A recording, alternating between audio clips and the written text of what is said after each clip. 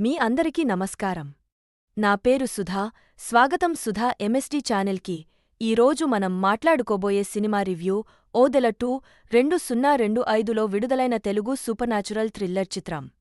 తమన్నా భాటియా ప్రధాన పాత్రలో నటించిన ఈ చిత్రం 2022లో వచ్చిన ఓదెల రైల్వే స్టేషన్ కు సీక్వెల్గా రూపొందించబడింది.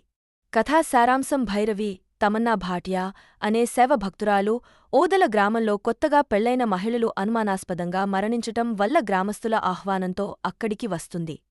ఈ హత్యల వెనుక తిరుపతి, వశిష్ఠ ఎన్. సింహ అనే సీరియల్ కిల్లర్ ఆత్మ ఉందని తెలుస్తుంది. భైరవి ఆ దుష్టశక్తిని ఎదుర్కొనడానికి ప్రయత్నిస్తుంది.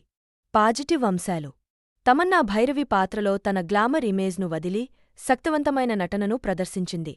సౌందర్రాజన్ సినిమాటోగ్రఫీ, అజనీష్ లోక్నాథ్ సంగీతం సినిమాకు మంచి వాతావరణాన్ని అందించాయి. నెగటివ్ అంశాలు: కథనం ముందే ఊహించగలిగే విధంగా సాగుతుంది, తద్వారా థ్రిల్ తగ్గుతుంది. పాత్రల అభివృద్ధి లోపించింది, ముఖ్యంగా మురళీ శర్మ, హెబ్బా పటేల్ పాత్రలు సరిగా వాడుకోబడలేదు.